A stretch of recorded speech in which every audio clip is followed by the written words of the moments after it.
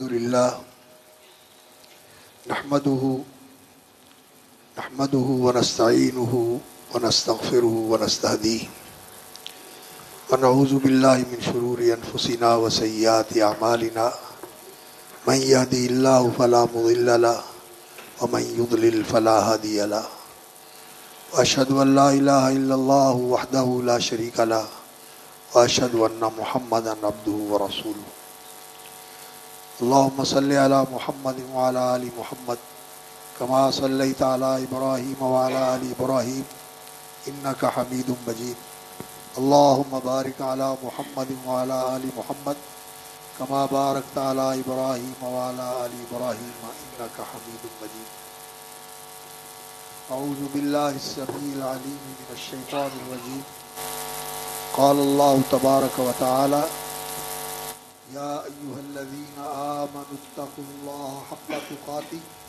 ولا تموتن إلا وأنتم مسلمون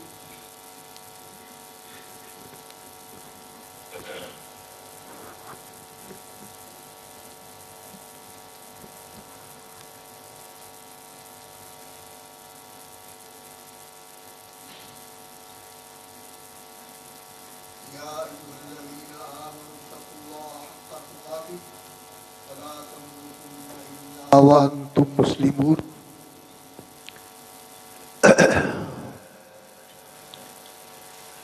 فضیلت مآب عزیز مکرم مولانا ابو بکر عبدالعزیز حنیف حفظہ اللہ وبارک فیہ اور دیگر اہل علم و فضل جو مجلس میں تشریف فرما ہیں،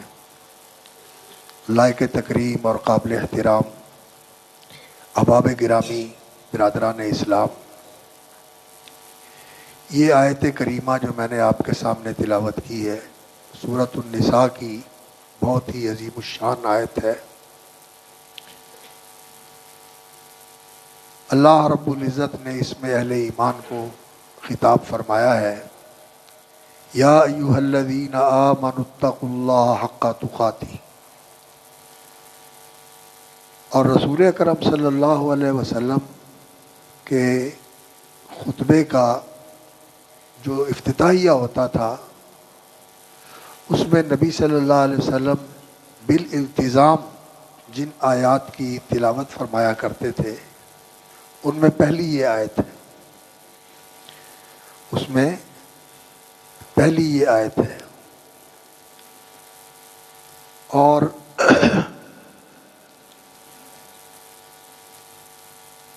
یہ آیت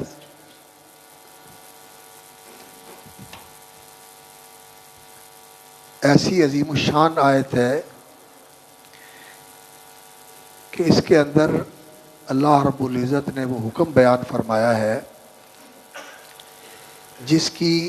اللہ رب العزت نے وصیت اور تلقین فرمائی، اور انبیاء علیہم الصلاۃ والسلام کی دعوت اسی چیز کی رہی، جیسا کہ حق تعالی شانہ کا فرمان ہے وَلَقَدْ وَصَّيْنَا الَّذِينَ أُوتُوا الْكِتَابَ مِن قَبْلِكُمْ وَإِيَّاكُمْ أَنِ اتَّقُوا اللَّهَ، فرمایا بلا شبہ یقیناً وَصَّيْنَا الَّذِينَ أُوتُوا الْكِتَابَ مِن قَبْلِكُمْ، جن لوگوں کو تم سے پہلے کتاب دی گئی تھی انہیں بھی ہم نے یہی وصیت اور تلقین کی تھی، وَإِيَّاكُمْ، اور تمہیں بھی یہی تلقین کر رہے ہیں، أَنِ اتَّقُوا اللَّهَ، کہ اللہ کا تقوی اختیار کرو۔ تو یہ اللہ کی وصیت ہے اور اللہ رب العزت کا تاکیدی حکم ہے، اور وصیت اس چیز کو کہا جاتا ہے جس کی بہت زیادہ تاکید کی جائے اور جو بہت ہی زیادہ اہمیت کی حامل چیز ہو، اور اسے ہمیشہ پیش نگاہ رکھنا چاہیے۔ اور سورۃ الشعراء میں اللہ رب العزت نے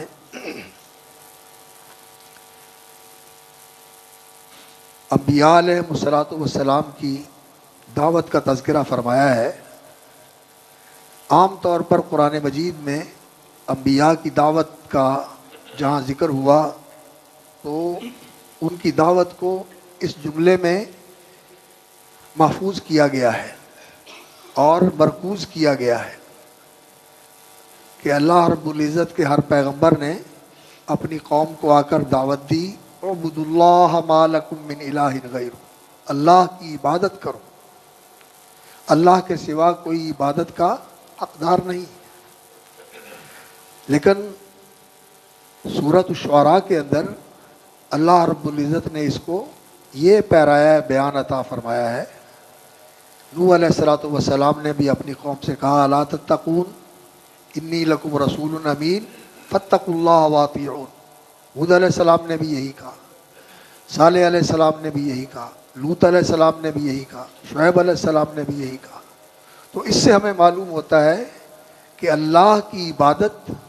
اور اللہ کا تقوی یہ دونوں ایک دوسرے کے مترادف ہیں۔ اللہ کی عبادت کرنے کا یہی معنی ہے کہ انسان کے اندر اللہ کا تقوی آ جائے۔ تو اللہ رب العزت کی عبادت جو ہماری زندگی کا مقصد ہے کہ ہماری زندگی اللہ کی عبادت میں گزرے۔ اللہ کی عبادت کیا ہوتی ہے؟ اللہ رب العزت کی تعظیم کرنا محبت کے ساتھ، انتہا درجے کی محبت ہو انسان کے دل میں، اور اللہ کی عظمت و جلال کا انسان کو استحضار ہو اور اس کا شعور اور ادراک ہو کہ وہ کتنی عظیم ہستی ہے اور اس کا کتنا بڑا میرے اوپر حق ہے کہ میں اس کے ہر لمحہ احسانات سے گھرا ہوا ہوں اور میں اس کے احسانات کے ساتھ ہی موجود ہوں اور میرے سارے معاملات اس کے کرم اور اس کے فضل و احسان کے ساتھ چل رہے ہیں۔ یہ احساس و شعور انسان کے اندر ہو اور انسان اللہ کا فرما بردار اور وفادار غلام بن کے زندگی گزارے، یہ عبادت ہے۔ اور تقوی کا بھی یہی معنی ہے کہ انسان اللہ رب العزت کو یاد رکھنے والا ہو، اللہ رب العزت کی فرما برداری کرنے والا ہو اور اللہ رب العزت کی شکر گزاری کے اندر زندگی بسر کرے۔ جیسا کہ حضرت عبداللہ بن مسعود رضی اللہ تعالیٰ عنہ نے اس آیت کی تفسیر کرتے ہوئے یہ بتایا کہ اتقوا اللہ حق تقاتہ کا یہ معنی ہے کہ ان یطاع فلا یعصی، کہ اللہ رب العزت کی فرما برداری کی جائے، انسان اس کی نافرمانی سے بچے، وہ کسی حال میں بھی ہو، طاقتور ہو یا کمزور ہو، مالدار ہو یا تہی دست ہو، اور وہ غالب ہو یا مغلوب ہو، اسے اللہ رب العزت کا تقوی اختیار کرنا چاہیے، یعنی اس کی فرما برداری کرنی چاہیے اور اللہ کی نافرمانی نہیں کرنی چاہیے۔ وَأَن يُشْكَرَ وَلَا يُكْفَرَ، اور اللہ رب العزت کی شکر گزاری کرنی چاہیے اور اس کی ناشکری نہیں کرنی چاہیے۔ شکر گزاری یہ ہے کہ زندگی میں جو کچھ بھی نعمت اور انسان کو خوشی اور کامیابی ملی ہوئی ہے، اس کو اللہ کی عطا اور دین سمجھنا چاہیے۔ وَمَا بِكُم مِّن نِّعْمَةٍ فَمِنَ اللَّهِ، جو نعمت تمہیں حاصل ہے یہ اللہ کی دین ہے، اس میں میری ذہانت کا، میری پلاننگ کا، میری دوڑ دھوپ کا، میری سعی و کوشش کا کوئی عمل دخل نہیں ہے۔ یہ اللہ رب العزت کا فضل و انعام ہے کہ اللہ رب العزت نے یہ چیزیں مجھے عطا فرمائی ہوئی، محض اللہ رب العزت کا فضل ہے اور اللہ رب العزت کا احسان ہے کہ اللہ رب العزت اپنے بندوں کو ان نعمتوں کے ساتھ نوازتا ہے۔ اس کا وجود، اس کی ہستی، اس کو جو کچھ اعضاء و جوارے ملے ہوئے ہیں، جو قوتیں ذہنی، عقلی، فکری اور روحانی ایمانی قوتیں اللہ رب العزت نے دی ہوئی ہیں، سب اللہ کی نعمتیں ہیں۔ تو ان نعمتوں کو اللہ کی عطا سمجھے اور اس میں کسی کا کوئی حصہ نہیں ہے، محض اللہ کا فضل ہے، صرف اللہ رب العزت کی عطا ہے، اور اللہ رب العزت کا شکر کرے، احسان مند رہے اور اسی کی طرف اس نعمت کی نسبت کرے کہ اسی کی دین ہے، اور ان نعمتوں کو اس کی فرما برداری کے اندر استعمال کرے۔ یہ نعمتیں حاصل کر کے اللہ کی نافرمانی نہ کرے، اللہ کی نافرمانی نہ کرے۔ اور پھر اس کا طریقہ یہ ہے کہ ان یذکر ولا ینسیٰ، کہ ہمیشہ اللہ کو یاد رکھے، کسی وقت بھی اللہ سے غافل نہ ہو، ہمیشہ اللہ کو یاد رکھے، اللہ کا ذکر کرے، دل میں اللہ کا دھیان ہو، زبان پر اللہ کا نام ہو، اور انسان کی مصروفیت اللہ کی فرما برداری، اس کی غلامی، اس کی اطاعت شعاری اور اس کی وفاداری کے اندر بسر ہونے والی، یہ اللہ رب العزت کو یاد رکھنا ہے اور اللہ سے انسان غافل نہ ہو۔ یہ معنی ہے اللہ سے ڈرنے کا جس طرح اس سے ڈرنے کا حق ہے۔ اور میرے بھائیوں، یہ اللہ کی عبادت اور اللہ کا تقوی، دو حدیثیں سنا کے، ایک قرآن کی آیت اور ایک حدیث سنا کے میں بات ختم کرتا ہوں۔ رسول اکرم صلی اللہ علیہ وسلم بیان کرتے ہیں، اللہ رب العزت کا فرمان ہے، قدسی حدیث ہے، یا ابن آدم، اے آدم کے بیٹے، تفرغ لعبادتی، تو اپنے آپ کو میری بندگی اور عبادت کے لیے فارغ کر لے، یعنی میری بندگی کے لیے اپنے آپ کو کمر بستہ کر لے، میری عبادت کے اندر سرگرم ہو جا۔ تفرغ لعبادتی املأ صدرک غنی واسد فقرک، میں تیرا سینہ غنا سے بھر دوں گا، تجھے دل کا غنی کر دوں گا اور تیری ضروریات اور احتیاجات سارے پورے کر دوں گا۔ املأ صدرک غنی واسد فقرک وإن لم تفعل، اور اگر تو میری عبادت کے لیے فارغ نہیں ہوتا تو اللہ اکبر، اللہ رب العزت نے فرمایا املأ یدیک شغلا ولم اسد فقرک، میں تیرے ہاتھ دھندوں سے بھر دوں گا، کاموں سے بھر دوں گا، تیری مصروفیات ختم نہیں ہوں گی، تیری ذمہ داریاں پوری نہیں ہوں گی اور تو ہر وقت کام میں جتا رہے گا، ولم اسد فقرک، اور تیری ضرورت پوری نہیں ہوگی۔ تو ہمیں اللہ کی عبادت کے لیے اپنے آپ کو فارغ کرنا چاہیے۔ اور اللہ رب العزت کی عبادت کا معنی کیا ہے؟ اللہ کا تقوی اختیار کرنا، اور اللہ کے تقوی کا مفہوم حضرت عبداللہ بن مسعود کی تفسیر کے رنگ میں نے آپ کے سامنے پیش کیا، اور اس کا اللہ رب العزت نے جو صلہ بیان فرمایا ہے، جو آدمی انفرادی سطح پر یا جو خاندان اجتماعی سطح پر یا جو قوم معاشرتی سطح پر اللہ کا تقوی اختیار کرنے والی بن جاتی ہے، اللہ کا وعدہ یہ ہے، سورۃ الطلاق کے اندر اللہ رب العزت نے بیان فرمایا وَمَن يَتَّقِ اللَّهَ يَجْعَل لَّهُ مِنْ أَمْرِهِ يُسْرًا، جو اللہ کا تقوی اختیار کرتا ہے اللہ تعالیٰ اس کے معاملات آسان کر دیتا ہے، اس کے لیے معاملات میں آسانی ہونا شروع ہو جاتی ہے۔ اور فرمایا وَمَن يَتَّقِ اللَّهَ يَجْعَل لَّهُ مَخْرَجًا، جو اللہ کا تقوی اختیار کرتا ہے اللہ رب العزت وہ کسی مشکل میں ہو، اللہ رب العزت وہاں سے نکلنے کا راستہ اس کے لیے بنا دیتے ہیں۔ اور وہ ایک لمبی حدیث ہے جس میں رسول اکرم صلی اللہ علیہ وسلم نے غار والوں کا واقعہ بیان فرمایا تھا کہ پہلے لوگوں میں کچھ لوگ تھے، 3 لوگ، وہ سفر کر رہے تھے اور سفر کے دوران بارش ہو گئی، تیز بارش تھی، انہوں نے پناہ لینے کے لیے غار کی طرف رخ کیا اور غار میں جا کے پناہ لی، اور اللہ کا کرنا کہ بارش کے ساتھ چٹان لڑکی اور غار کے دروازے پر آ کے ٹک گئی، دروازہ بند ہو گیا، اب نکلنے کا کوئی راستہ نہیں ہے۔ تو ان میں ایک شخص تھا جو اپنی چچا کی بیٹی کے ساتھ محبت کرتا تھا اور اس سے تقاضا کرتا تھا کہ تو اپنا آپ میرے حوالے کر دے، تو وہ اللہ کی بندی پاک باز تھی، وہ انکار کرتی رہی۔ اللہ کا کرنا کہ وہ بیچاری حالات کی سختی کا شکار ہو گئی اور تقدست ہو گئی، اس کے پاس کچھ نہیں تھا، تو وہ اپنی ضرورت کے تحت اس کے پاس آئی اور اس کو کہنے لگے میری مدد کر، کہنے لگا سب کچھ حاضر ہے، جو آپ چاہیں میں دیتا ہوں، لیکن میرا مطالبہ وہی ہے کہ اپنے آپ کو میرے حوالے کر دیں۔ تو وہ بیچاری مجبور تھی، مجبوری کے ہاتھوں کہنے لگی ٹھیک ہے میں اپنے آپ کو تیرے حوالے کرتی ہوں۔ تو جب وہ بالکل قریب ہو گیا برائی کے، اس نے کہا اتق اللہ، یہ جو اللہ رب العزت نے حرمت قائم کی ہوئی ہے کہ اس تعلق کو اللہ کے کلمے کے ساتھ جائز کرنا چاہیے، اور اللہ کے حکم کے ساتھ یہ انسان کے لیے جائز ہوتا ہے کہ انسان یہ تعلق قائم کرے، اللہ سے ڈر جا اور حرام طریقے سے یہ تعلق قائم نہ کر۔ تو یا اللہ میں نے تجھ سے ڈر کر پیچھے ہٹ گیا اور میں نے اس برائی کو اس وقت چھوڑ دیا جس وقت بالکل برائی سے بالکل میں قریب ہو چکا تھا۔ تو یا اللہ اگر یہ کام تیری رضا کے لیے میں نے کیا تھا تو یا اللہ ہمارے لیے نکلنے کا راستہ بنا دے۔ اب وہاں کوئی ریسکیو نہیں تھا، کوئی موبائل نہیں تھا، کوئی چیز نہیں تھی، اللہ رب العزت نے اس چٹان کو ان کے غار کے سامنے سے کچھ ہٹا دیا۔ اسی طرح دوسرے لوگوں نے بھی دعا کی تو اللہ رب العزت نے ان کے لیے راستہ کھول دیا۔ تو انسان زندگی کی کسی مشکل میں بھی ہو، اللہ رب العزت کے ساتھ اپنے تعلق تعلق تقویٰ کو، تقویٰ کے تعلق کو استوار کر لے، مضبوط کر لے، تو اللہ تعالیٰ اس کے لیے مشکلوں سے نکلنے کا راستہ بنا دیتا ہے۔ آج انفرادی سطح پر بھی لوگ پریشان ہیں، نفسیاتی امراض کا شکار ہو جاتے ہیں، ڈپریشن کا شکار ہو جاتے ہیں، اور دوسری قسم کی پریشانیوں کے اندر مبتلا ہو جاتے ہیں، اس لیے کہ انہیں راستہ نظر نہیں آتا۔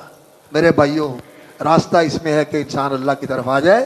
اور اللہ رب العزت کی فرما برداری کرنے والا بن جائے، شکر گزار بن جائے، اللہ رب العزت کو یاد رکھنے والا بن جائے، اللہ کی بندگی کرنے والا بن جائے، اللہ رب العزت نکلنے کے راستے بنا دیتے ہیں۔ یہ افراد کے لیے بھی اللہ کا وعدہ ہے اور قوموں کے لیے بھی اللہ کا وعدہ ہے۔ وَلَوْ أَنَّ أَهْلَ الْقُرَىٰ آمَنُوا وَاتَّقَوْا، فرمایا اگر بستیوں کے رہنے والے ایمان لے آئیں، اللہ پر یقین رکھیں اور اللہ رب العزت کو مان لیں کہ وہ ہمارا پروردگار ہے اور وہ ہمارا معبود ہے اور وہی اس کائنات کا فرما روا ہے، اس پر یقین رکھیں اور اس کو صدق دل سے مان لیں اور پھر اس کے تقاضے بھی پورے کریں، واتقوا، اور تقوی والی زندگی اختیار کریں، لفتحنا علیہم برکات من السماء والارض، تو فرمایا ہم آسمانوں سے بھی برکتوں کے دروازے کھول دیں اور زمین سے بھی برکتوں کے منہ کھول دیں۔ برکت کا معنی کیا ہوتا ہے؟ کثرت الخیر، کہ ہر طرف خیر ہی خیر ہو، شر مٹ جائے اور خیر فراواں ہو جائے، ہر طرف خیر پھیل جائے اور پھر یہ خیر باقی رہنے والی ہو اور پھیلنے والی ہو، بڑھنے والی۔ لفتحنا علیہ برکات من السماء والارض، تو اللہ کا یہ وعدہ ہے۔ اور جیسے اللہ رب العزت نے سورۃ الطلاق والی آیت میں فرمایا یجعل لہ مخرجا ویرزقہ من حیث لا یحتسب، اور اللہ تعالیٰ وہاں سے رزق دیتے ہیں جہاں سے انسان کو تصور بھی نہیں ہوتا، توقع بھی نہیں، وہاں سے اللہ تعالیٰ رزق عطا فرماتے ہیں۔ تو آج ہمارے معاشی مسائل ہیں اور ہمارے اقتصادی بحران ہیں، ان بحرانوں سے نکلنے کا راستہ کیا ہے؟ ہم پوری قوم بحیثیت قوم کے اللہ کے دین کی طرف آئیں، اللہ کا تقوی اختیار کریں، اللہ کی نافرمانی چھوڑ دیں، اس کے احکام کی پابندی کریں، اس کی حدود کا احترام کریں، دین کا التزام کریں، تو ہمارے سارے مسئلے اللہ رب العزت حل فرما دے گا اور ان مشکلوں سے نکلنے کے راستے اللہ رب العزت بنا دے گا۔ یہ تو دنیا میں اللہ تعالیٰ کے وعدے ہیں، وَمَن يَتَّقِ اللَّهَ يُكَفِّرْ عَنْهُ سَيِّئَاتِهِ وَيُعْظِمْ لَهُ أَجْرًا، اور آخرت کے متعلق اللہ رب العزت کا یہ وعدہ ہے کہ اللہ تعالیٰ انسان کے گناہ معاف کر دے گا، جو کمی کوتاہی انسان سے ہو گئی اللہ تعالیٰ معاف کر دے گا، وَيُعْظِمْ لَهُ أَجْرًا، اور جو کر کے آیا ہے اس کو بڑھا کے اللہ رب العزت اتنا زیادہ کر دے گا کہ انسان کی نجات کا ذریعہ بن جائے گا اور انسان کو جنت کی لازوال بادشاہت حاصل ہو جائے گی۔ اللہ رب العزت سے دعا ہے اللہ تعالیٰ ہمیں تقوی شعار بنائے۔ اور میں التماس کرتا ہوں کہ آیت البر جو سورۃ البقرہ کے اندر لیس البر ان تولوا وجوہکم، یہ آیت ہے، اگر آپ سمجھنا چاہتے ہیں کہ تقوی کا معنی کیا ہوتا ہے تفصیل کے ساتھ اس کا مطالعہ کر لیں۔ ماشاءاللہ آپ دین کے ساتھ تعلق رکھنے والے اور علمی حلقوں کے اندر بیٹھنے والے ہیں ہمارے عزیز گرامی، ماشاءاللہ ان کا بڑا اچھا سلسلہ ہے یہاں تعلیم و تربیت کا، اس کا آپ مطالعہ کریں۔ اس میں اللہ رب العزت نے جو اوصاف بیان کیے ہیں متقین کے اور ان کے بارے میں کہا اولئک الذین صدقوا واولئک هم المتقون، یہ لوگ ہیں سچے متقی اور یہ لوگ ہیں تقوی شعار۔ اللہ رب العزت ہمیں سچے متقی اور حقیقی معنوں میں تقوی شعار بنائے اور اللہ رب العزت ہمارے لیے سارے معاملات میں آسانیاں فرما دے، مشکلات سے نکلنے کے راستے پیدا کر دے اور ہمیں انفرادی طور پر بھی اور خاندانی طور پر بھی اور اجتماعی طور پر بھی قومی سطح پر بھی اللہ رب العزت ہماری ساری مشکلات آسان فرما کے ہمیں ان بحرانوں سے نکالے اور ہمیں اللہ رب العزت تقوی شعاروں کے ساتھ جو اللہ کے وعدے ہیں اللہ رب العزت ان کا مستحق بنائے۔ اقول قولی ھذا واستغفر اللہ لی ولکم وجزاکم اللہ خیرا وبارک اللہ فیکم۔